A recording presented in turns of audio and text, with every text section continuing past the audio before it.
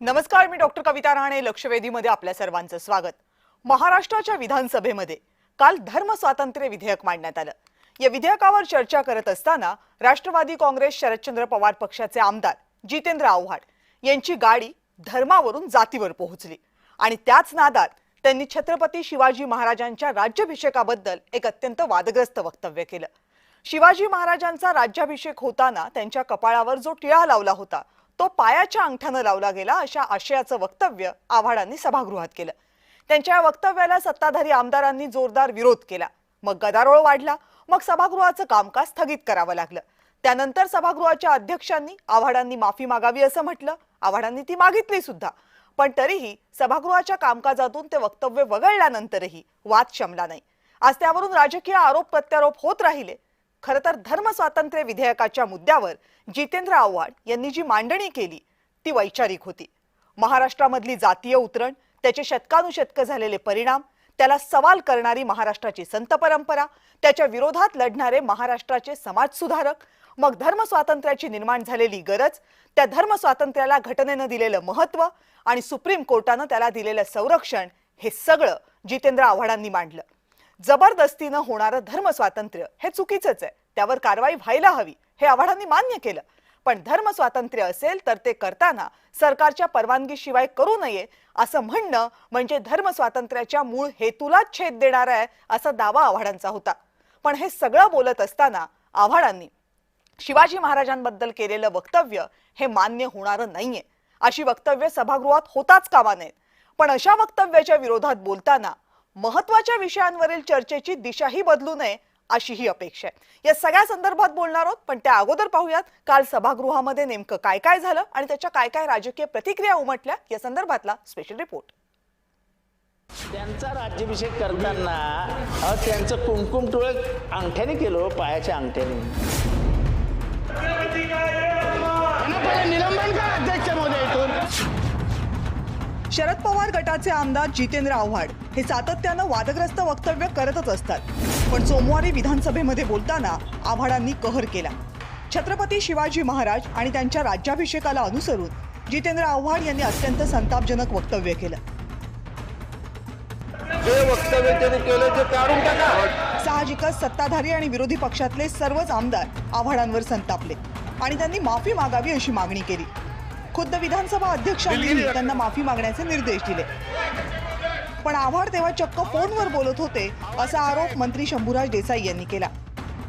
त्यांचा राज्याभिषेक करताना त्यांचं कुंकुम टोळ अंगठ्याने केलं, पायाच्या अंगठ्याने. लिहिलंय, पुस्तकात वाचा, पुस्तकात वाचा. अध्यक्ष महोदयांनी 3 वेळा सभागृहामध्ये आव्हाडांना सांगितले की तुम्ही तुमचे शब्द मागे घेऊन दिलगिरी व्यक्त करा. आव्हाड काय दिलगिरी व्यक्त करायला तयार नव्हते. अध्यक्ष निर्देश देत असताना आव्हाड सभागृहामध्ये मोबाईलवर काहीतरी बघत होती. अखेर आव्हाडांनी माफी मागितली, पण प्रकरण तिथं संपलं नाही. आव्हाडांना निलंबित करा अशी मागणी गृहराज्यमंत्री आणि शिवसेनेचे नेते योगेश कदम यांनी केली. राजकारणी व्यक्तीने असं वक्तव्य करणं म्हटल्यानंतर मला वाटतं ह्याचे पडसाद जे उमटत आहेत ते साहजिक आहे आणि ह्या वक्तव्याचा आम्ही निषेध देखील करतो. आणि होय, जितेंद्र आव्हाड यांचं निलंबन झालंच पाहिजे. आता इथंच एंट्री होते राजकारणाची. आव्हाडांच्या बचावासाठी महाविकास आघाडीचे पक्ष धावून येतील असं वाटलं, पण घडलं भलतंच. माफी मागितल्यानं विषय संपलाय, निलंबनाची गरज नाही अशी भूमिका चक्क सत्तेत असणाऱ्या राष्ट्रवादी काँग्रेसनंच मांडली. सत्तेत जे तिन्ही पक्ष आहेत, आमचे पक्ष धरूया त्यात, ही लोक विधानसभेला अध्यक्षांना भेटायला जातील आणि त्यांना निलंबनाची मागणी करतील तर तो त्यांचा अधिकार आहे आणि त्यावर सर्वस्वी अंतिम निर्णय घेण्याचा अधिकार हे माननीय विधानसभा अध्यक्षांना आहे. या विषयाचं राजकारण होत राहील, पण छत्रपती शिवाजी महाराजांबद्दल अवमानजनक विधानं करणं, काल्पनिक गोष्टी इतिहास म्हणून सांगणं हे प्रकार कायमचे बंद व्हायला हवेत. कारण छत्रपती शिवाजी महाराज हे फक्त एक महान योद्धे आणि आदर्श प्रशासक नव्हते, तर अवघ्या स्वराज्याचं प्रेरणास्थान होते आणि राहतीलही. ब्युरो रिपोर्ट, जय महाराष्ट्र. आणि या सगळ्या विषयावर बोलण्यासाठी आपल्या सोबत आहेत राष्ट्रवादी काँग्रेसच्या नेत्या रुपाली ठोंबरे पाटील. ताई नमस्कार. नमस्कार ताई. भाजपचे प्रवक्ते शिवराय कुलकर्णी आपल्या सोबत चर्चेमध्ये सहभागी होत आहेत. सर नमस्कार. नमस्कार. नमस्कार. इतिहासाचे अभ्यासक मधुकर पाटील आपल्या सोबत चर्चेमध्ये सहभागी झालेत. मधुकरजी नमस्कार. नमस्कार. आणि राष्ट्रवादी काँग्रेस शरदचंद्र पवार पक्षाच्या प्रवक्त्या सक्षणा सलगर काही वेळातच आपल्यासोबत या चर्चेमध्ये असतील. इतिहासाचे अभ्यासक म्हणून पाटील सर तुमच्यापासून सुरुवात करूयात. फक्त माझी विनंती सगळ्या आपल्या गेस्टना एवढीच आहे की 4 जण आहेत, वेळ कमी आहे, त्यामुळे प्रत्येकानं आपापलं उत्तर थोडक्यात दिलं तर फार बरं होईल, सगळ्यांना मला समान संधी देता येईल. पाटीलजी, मला आता पहिलं सांगा की काल जे वक्तव्य जितेंद्र आव्हाडांनी सभागृहामध्ये केलं त्याला काही शेंडा बुडखा आहे का? नाही, इतिहासामध्ये सेनबॉस असं म्हणतात की नो डॉक्युमेंट्स नो हिस्ट्री. हम्म. साधारणतः डॉक्टर जितेंद्र आव्हाड हे अशा पद्धतीची वादग्रस्त वक्तव्य करत असतात. मी सुरुवातीलाच आपल्या स्टुडिओच्या माध्यमातून या गोष्टीचा मी निषेध करतो. खर तर या गोष्टीला कुठलाही ऐतिहासिक पुरावा नाही आहे आणि म्हणून माझी इतिहासाचा अभ्यासक म्हणून एक विनंती आहे की अलीकडच्या कालखंडामध्ये जो थोतांड इतिहास काही इतिहासकार मांडण्याचं काम करत आहेत तो इतिहास वाचण्याचं लोकांनी बंद केलं पाहिजे. छत्रपती शिवाजी महाराजांचा इतिहास हा खऱ्या अर्थानं गौरवशाली इतिहास आहे आणि अशा इतिहासामध्ये काही लोक जाणीवपूर्वक वादग्रस्त विधानं करून खऱ्या अर्थानं इतिहासाला वेगळ्या पद्धतीने नेण्याचं काम करत आहेत. मधल्या काळामध्ये आपण पाहिलं टिपू सुलतानाच्या बाबतीत सुद्धा असाच वाद निर्माण झाला. आता डॉक्टर जितेंद्र आव्हाड यांनी जे सभागृहात विधान केलेलं आहे हे खऱ्या अर्थानं दुर्दैवाचं विधान आहे. मला वाटतं डॉक्टर आव्हाडांनी इतिहास तपासावा, इतिहास वाचावा आणि काही महाराष्ट्रातले जे विद्वान इतिहासकार आहेत त्यांचा इतिहास समजून घेण्याचा प्रयत्न आव्हाडांनी केला पाहिजे असं मला वाटतं. कारण गागा भट्ट हे काशीवरून राज्याभिषेक करण्यासाठी महाराष्ट्रात आले होते. ते विद्वान होते, पंडित होते आणि सर्वात महत्वाचं छत्रपती शिवाजी महाराजांना राजा ही उपाधी खऱ्या अर्थानं राज्याभिषेक झाल्यानंतर छत्रपती शिवाजी महाराज हे रयतेचे राज्य म्हणून आपल्या सर्वांच्या समोर आले आणि म्हणून गागा भट्टांचा या महाराष्ट्रातल्या लोकांनी सन्मान केला पाहिजे, त्यांच्या विचारांचा सन्मान केला पाहिजे आणि त्यांनी जे लिखाण केलेलं आहे ते लिखाण आम्ही खऱ्या अर्थानं वाचलं पाहिजे. बरोबर आहे तुमचं. आणि दुसरं असं की जेव्हाही आपण छत्रपती शिवाजी महाराज यांचा आयुष्यातला सगळ्यात सर्वोच्च क्षण म्हणतो त्यावेळेस आपल्याला सगळ्यांना आठवतं की त्यांचा राज्याभिषेक होत असतानाचं त्याची चित्र, त्याची म्युरल्स बघत बघत आपण सगळेजण मोठे झालेले आहोत. त्या चित्रांना छेद देणारं जर वक्तव्य या महाराष्ट्राच्या सभागृहामध्ये एखादा नेता करत असेल ज्याला खरंच काही आधार नसेल तर मग त्याबद्दल संताप व्यक्त होणं खूप साहजिक आहे ना रुपालीताई?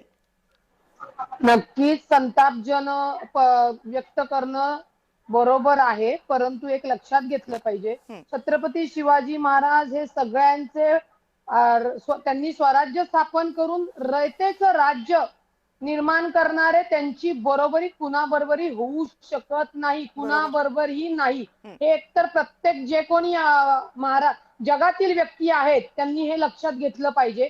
आता आपण त्याच्या पुढे येऊ की हे वक्तव्य करत असताना म्हणजे त्यांनी जे काही संदर्भ देत असताना हे वक्तव्य केलं म्हणजे त्यांची जीभ घसरली हे आपण मान्य करतोय. जेव्हा त्यांची ही जीभ घसरली तेव्हा त्यांना माफी मागण्यासाठी सांगितली.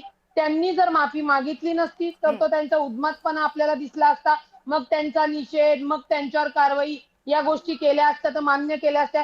जे मागणी करतायत त्यांच्याच पक्षातले किंवा त्यांच्या आजूबाजूची लोक आतापर्यंत छत्रपती शिवाजी महाराजांवर काय काय बोलले ही जर लिस्ट मी तुमच्या समोर वाचून दाखवली तर आपण अक्षरशः त्या सगळ्या लोकांना ना चपल्याने झोडून काढू.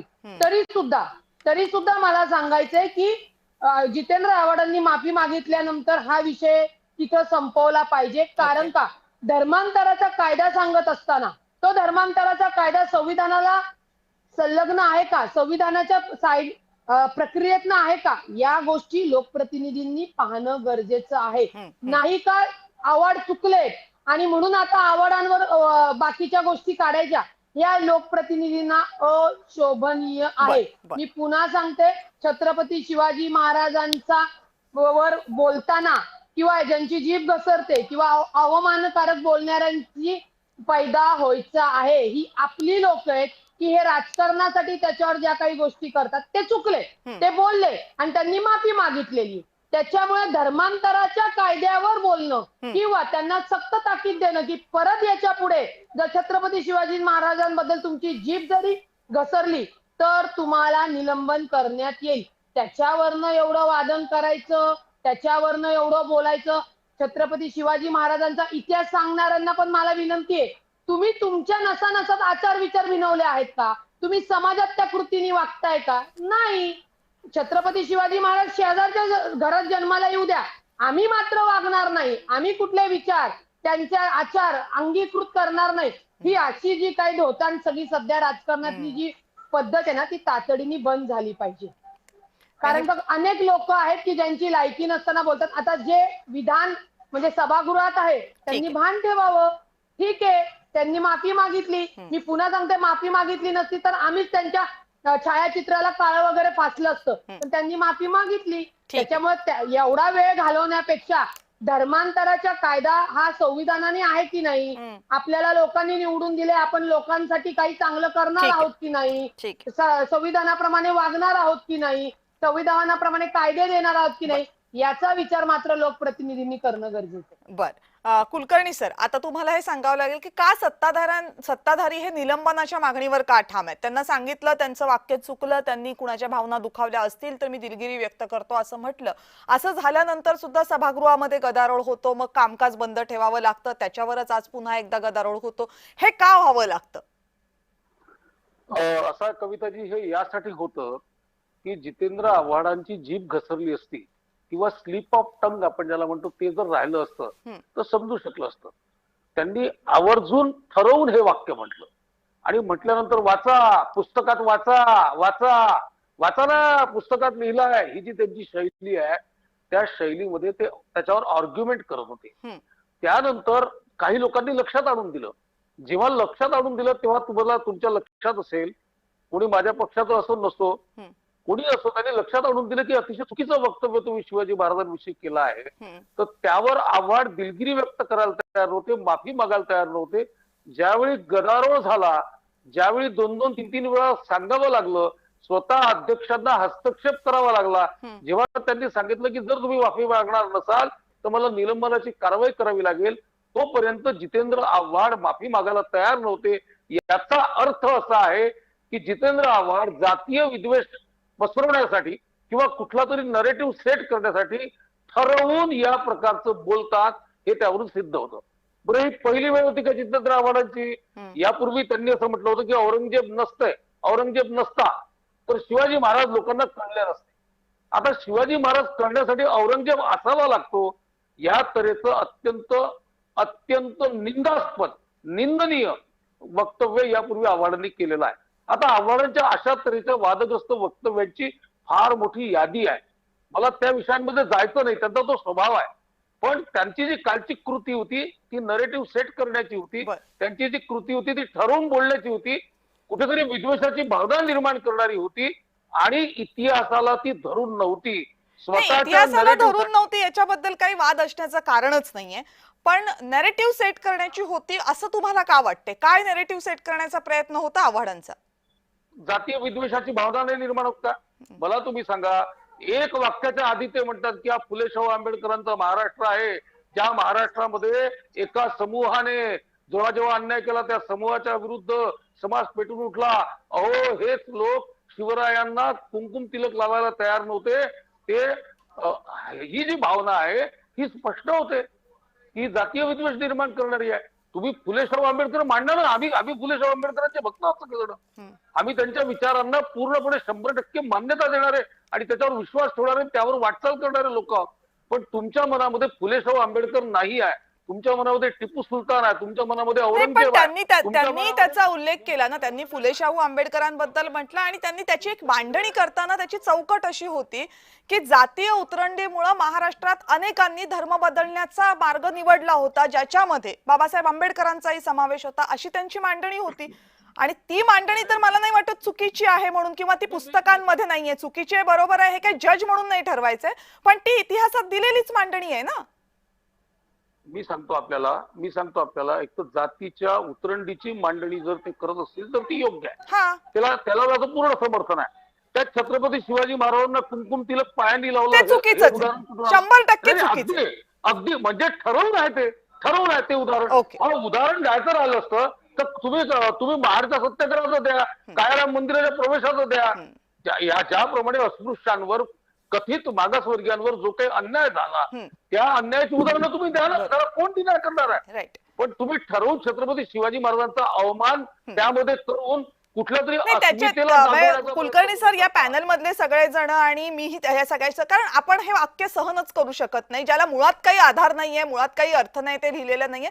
फक्त तुम्ही नॅरेटिव्ह बद्दल बोललात त्यामुळे थोडंसं हे विस्तारानं आपल्याला चर्चा करावी लागली. एनिवे, सक्षणा सलगर आहेत का आपल्यासोबत? सक्षणाताई, ऐकू येतो माझा आवाज? हो येतोय, बोला. बरं, का बरं तुमच्या पक्षाचे नेते तुम्हाला वारंवार अडचणीत आणतात अशी वक्तव्य करून? मला आपल्याला आणि महाराष्ट्राला सांगायचंय, सन्माननीय जितेंद्र आव्हाड साहेब हे जुने ज्येष्ठ असे विधिमंडळातील आमदार आहेत आणि ते चळवळीतील कार्यकर्ते आहेत. कुठलाही पॉलिटिकल बॅकग्राऊंड नसलेला आणि चळवळीतून पुढे आलेला आणि खऱ्या अर्थाने मी अतिशय जबाबदारीने सांगतो, शाहू फुले आंबेडकरांचा विचार या महाराष्ट्रामध्ये घेऊन जाणारा अग्रगण्य कार्यकर्ता म्हणून नेता कोणी असतील तर ते जितेंद्र आव्हाड आहेत. त्यामुळे आव्हाड साहेबांनी जे भाषण केलं, माझं असं मत आहे की मागचं पुढचा त्याचा संदर्भ घेतला पाहिजे. त्यांची जी मांडणी आहे सभागृहातली, की की ते सांगत होते की डॉक्टर बाबासाहेब आंबेडकर असतील, छत्रपती शिवाजी महाराज असतील, त्या सगळे महापुरुषांना जो जातीयवादाचा ताण तणाव सहन करावा लागलेला आहे, की त्यांची व्यथा आहे आयुष्यातली, जी पुस्तकातनं आम्ही बघतोय, जे की स्वतः डॉक्टर बाबासाहेब आंबेडकर सगळ्यांचे प्रज्ञासूर्य जगविख्यात भारतरत्न डॉक्टर बाबासाहेब आंबेडकरांनाही सहन करावं लागलं.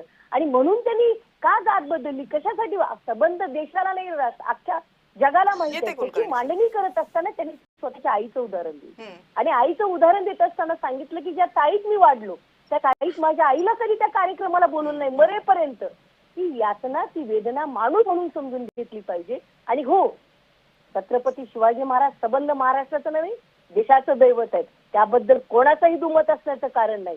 परंतु त्या छत्रपती शिवाजी महाराजांच्या मातोश्री राष्ट्रमाता माँसाहेब जिजाऊंबद्दल जेव्हा हे समोटे आणि भारतीय जनता पार्टी काही वर्षापूर्वी अतिशय अश्लील भाषेमध्ये वक्तव्य करत होती आणि जेम्स लेनचे पुतळे घेऊन नाचत होती, तेव्हा कोण गप्प बसलं होतं, तेव्हा कोणाला लकवा मारला होता, याच्यावर सुद्धा सूर्यप्रकाश टाकणं गरजेचं आहे. माझं असं मत आहे, सोयीस्करित्या डबल डोअरशिप दुटप्पी भूमिका मांडणाऱ्या भारतीय जनता पार्टी आणि त्यांच्या कार्यकर्ते, त्यांचे सपोर्टर्स, त्यांनी जितेंद्र आव्हाडांना महाराष्ट्र धर्म आणि पुरोगामी शिकवण्याची गरज नाही असं माझं मत आहे. माननीय जितेंद्र आव्हाड साहेबांनी माफी मागितली, दिलगिरी व्यक्त केलेली, परंतु त्यांना राजीनामा द्या, तुम्ही हेच करा, तुम्ही तेच करा, तुम्ही सांगू नये खरे छत्रपती शिवरायांचे वारसदार विचारांचे. मला वाटतं सक्षणाताई तुमचा मुद्दा पोहोचलेला आहे आणि त्याच्यावरचं उत्तर शिवराय कुलकर्णी आपल्याला देतीलच, कारण तुम्ही भाजपचं नाव स्पेसिफिकली घेतलेलं आहे, त्यामुळे उत्तरासाठी त्यांच्याकडे जाईल. पण त्या अगोदर मधुकर पाटील सर मगाशी इशारा करत होते, त्यांना काही मुद्दा मांडायचा होता. पाटील सर,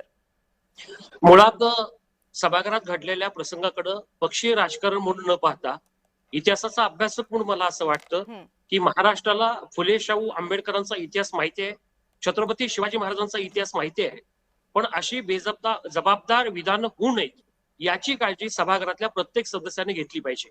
कारण महाराष्ट्रातला एक विधानसभेचा सदस्य हा 2.5 ते 3 लाख लोकांचं प्रतिनिधित्व करत असतो आणि अशा लोकांचं प्रतिनिधित्व करणाऱ्या व्यक्तीनं असं विधान करणं हे मुळात निंदनीय आहे. आता मुळात या सगळ्या प्रकरणामध्ये मला असं वाटतं नुसता माफी मागितली म्हणजे विषय संपला असं नाहीये, त्याला पक्षीय रंग कुणीही देऊ नये असं मला वाटतं. पण हे सगळं करत असताना भविष्यात अशा पद्धतीच्या चुका होऊ नयेत याची खबरदारी ही राजकारणातल्या संविधानाच्या पदावरती असणाऱ्या प्रत्येक व्यक्तीनं घेतली पाहिजे असं मला वाटतं. हे बरोबर आहे, हे बरोबर आहे. आणि हे काय एकट्या जितेंद्र आव्हाडांसाठी लागू असायला नको, हे सगळ्या राजकीय पक्षांसाठी असायला पाहिजे. देतील आपल्याला शिवराय कुलकर्णी याचं उत्तर देतीलच. रुपालीताई, तुमचा मुद्दा मांडा, म्हणजे मला तुमच्या दोघींचे मुद्दे घेऊन कुलकर्णी सरांकडे जाते. मला एवढंच सांगायचंय की ज्यांनी माफी मागितलेली आहे त्यांनी ती चूक करू नये हे सगळ्यांनाच वाटत होतं, परंतु आता जीभ घसरली म्हणजे आपल्या सत्ताधाऱ्यांनी आपला तो बाळे आणि लोकांचं तो कार्ट खरंच करू नये. खूप महत्वाचे मुद्दे समाजामध्ये पेंडिंग आहेत, याच्यावर चर्चा होणं गरजेचं आहे. निश्चित जितेंद्र आव्हाड चुकले, त्यांना निलंबित करा म्हणून मागणी केली, त्यांनी माफी मागितली, याच्यावर सुज्ञ लोकप्रतिनिधी, अभ्यासू लोकप्रतिनिधी, समाजाचं प्रतिनिधित्व करणारे लोकप्रतिनिधी म्हणून आपली सत्सद विवेकबुद्धी जागी ठेवून समाजातले अत्यंत संवेदनशील प्रश्न या अधिवेशनामध्ये मार्गी लावणं गरजेचं आहे. माझ्या इथं माझे मित्र पक्षातले सुद्धा आहेत. मला एकच विनंती आहे की यांनी असं केलं, हे या विचाराचे, ते त्या विचार, कुठलीही जात जमात वाईट नाही, परंतु प्रत्येक जात जमातीतले काही विकृत लोक आहेत की ते जाणीवपूर्वक दुसऱ्या जातीला टार्गेट करतात. दुसऱ्या जातीला कमी लेखण्याचं काम करतात. आणि म्हणे राजकारणातल्या लोकांना जेव्हा विकास दिसत नाही, कामं जमत नाही, तेव्हा या जातीच्या कुरघुडी समोर आणतात. परंतु लक्षात ठेवा, आता महाराष्ट्र, आता देश जागरूक झालेला आहे. बरं, ही आपल्या राजकारण्यांची खोटी थेरं चालणार नाहीत. त्यामुळे ठीक आहे, त्यांनी माफी मागितली, विषय संपला. आता धर्म स्वातंत्र्याच्या कायद्यावर संविधानिक पद्धतीने काय काय करू शकतो ते झालंय का, ते लोकप्रतिनिधींनी बोलावं. बरं, चला शिवराय कुलकर्णीजी, 2-3 आरोप झालेले आहेत. मला वाटतं त्या सगळ्याची उत्तरं तुम्ही एकत्र दिलीत तर बरं होईल. मला आता चर्चेदरम्यान 2 गोष्टी ज्या आल्या त्या प्रकर्षाने मला अतिशय शांतपणे सांगायचं, त्या समजून घ्या. डॉक्टर बाबासाहेब आंबेडकरांनी केलेल्या धर्मांतरणाचा उल्लेख आता या बोलण्यामध्ये आला. डॉक्टर बाबासाहेब आंबेडकरांनी जे धर्मांतरण केलं, जी बौद्ध धर्माची दीक्षा आपल्या समाज बांधवांना दिली, त्या धर्मांतरणाच्या साठी हे विधेयकच नाही आहे, ते मोठं वैचारिक परिवर्तन होतं, ते तो उपकार होते या देशावर डॉक्टर बाबासाहेब आंबेडकरांचे. आता जे धर्म स्वातंत्र्याचा मुद्दा आहे, गरिबीचा लाभ घेऊन वनवासी, आदिवासी, गिरीकंदरात राहणाऱ्या लोकांना विविध आमिष दाखवून जे धर्मांतरण केलं जातं, लोकांची फसवणूक करून, दैवी चमत्कार म्हणून जे धर्मांतरण केलं जातं, फसवणूक करून नावं बदलून जे धर्मांतरण केले जातात, या धर्मांतरणाला आळा घातला जावा. जर सर्व धर्म समभाव आहे, सगळ्या धर्मांची शिकवणूक सारखी आहे आणि सगळे धर्म जर शेवटी एकच विचार सांगतात, तर मग धर्मांतरणाचा आग्रह का?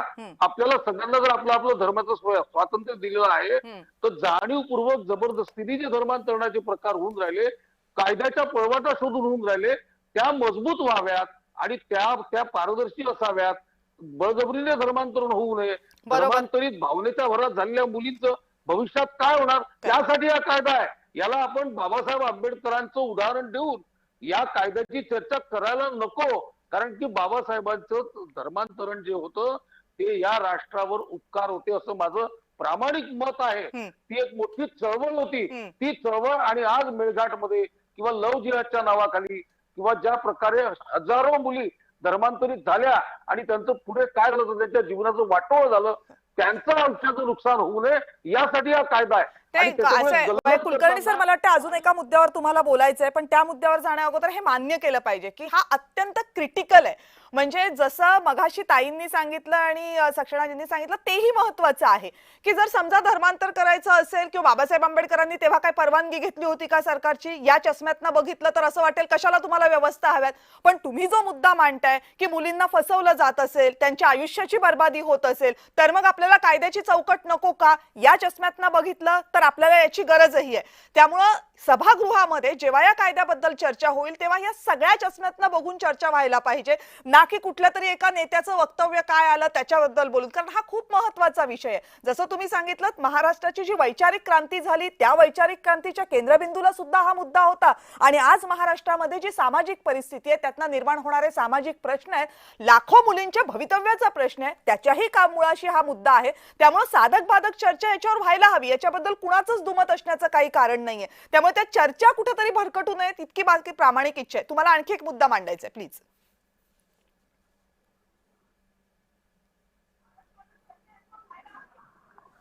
हा कुलकर्णी सर, तो मुद्दा असा आहे की भाजपची दुटप्पी भूमिकेचा. आता हे सगळं पॉलिटिकल आहे, त्यामुळे तुम्हाला पॉलिटिकली सुद्धा त्याचं उत्तर द्यावं लागेल की भाजपचे नेते किंवा संघप्रणित असलेले काही नेते जेव्हा शिवाजी महाराजांबद्दल, समाज सुधारकांबद्दल बोलतात तेव्हा भाजपची भूमिका वेगळी असते आणि मग विरोधातले नेते बोलतात तेव्हा भूमिका वेगळी असते, असं का?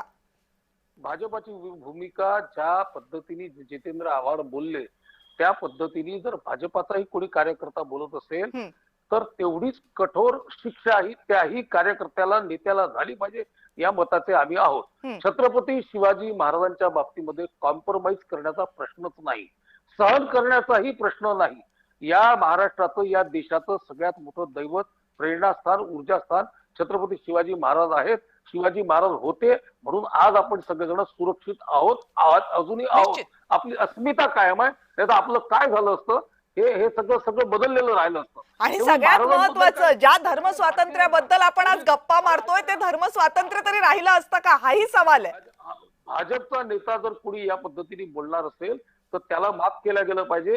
ही भावना कुणाच्याही मनात असता कामा नये. त्यालाही तीच पनिशमेंट झाली पाहिजे, त्यालाही तीच पनिशमेंट झाली पाहिजे. पण या पद्धतीचे जे वाचाळवीर आहे एखादी चूक झाली असेल तर समजू शकतो, पण वारंवार औरंगजेब नसते तर शिवाजी महाराज कोणाला कळले नसते. काल म्हणतात की शिवाजी महाराजांचा राज्याभिषेक हा पायाच्या अंगठ्याने झाला. हे जे वक्तव्य आहेत हे ठरवून मुंबऱ्यामधल्या व्होट बँकेला खुश करण्यासाठी केल्या गेलेले वक्तव्य आहेत.